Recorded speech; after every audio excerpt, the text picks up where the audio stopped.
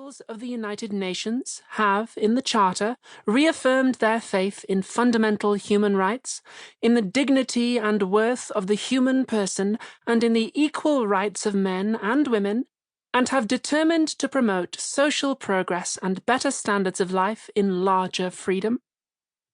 Whereas a common understanding of these rights and freedoms is of the greatest importance for the full realization of this pledge, now, therefore, the General Assembly proclaims this Universal Declaration of Human Rights as a common standard of achievement for all peoples and all nations, to the end that every individual and every organ of society, keeping this declaration constantly in mind, shall strive by teaching and education to promote respect for these rights and freedoms, and by progressive measures, national and international, to secure their universal and effective recognition and observance, both among the peoples of member states themselves and among the peoples of territories under their jurisdiction. United Nations General Assembly in Paris, 10th of December, 1948. Part 1. It's a Fool Who Plays It Cool. January 7th, 2008. Article 14.1. Everyone has the right to seek and to enjoy in other countries asylum from persecution. December 14th, 2007. The New York Times. A third option. To answer legal questions regarding the rights of extraterrestrial intelligences, we must think outside the box. By Hanno Miranda. This week, protests in the Capitol spilled into violence as demonstrators in front of the White House demanding accountability clashed with police.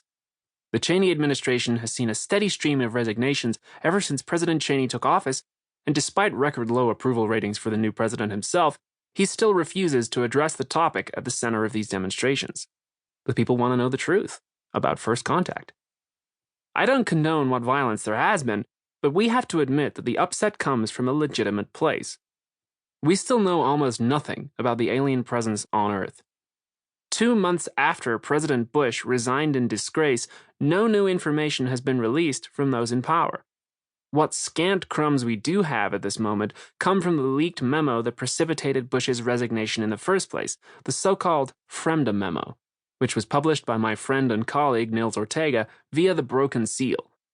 This memo effectively told us only that there are so-called ETIs, intelligent extraterrestrials, in federal custody, and they either cannot or will not communicate with us.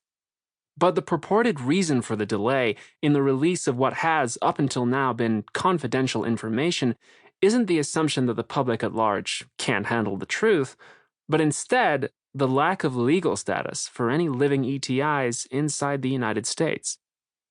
The de facto presumption right now, communicative or no, is that any intelligent extraterrestrial beings have existed and continue to exist in a sort of legal gray area, enjoying no real legal protections and beholden to no human law. Those on the left cry out against the former. Those on the right cry out against the latter.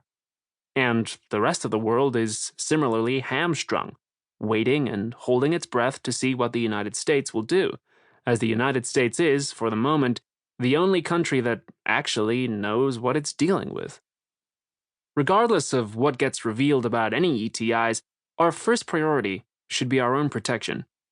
A system of natural personhood was designed for humans, and we do not know what the consequences might be for allowing aliens, which for all we know possess vastly different intelligence and abilities from our own, into that system. However, we likewise cannot assign extraterrestrial beings the legal status of animals or of property.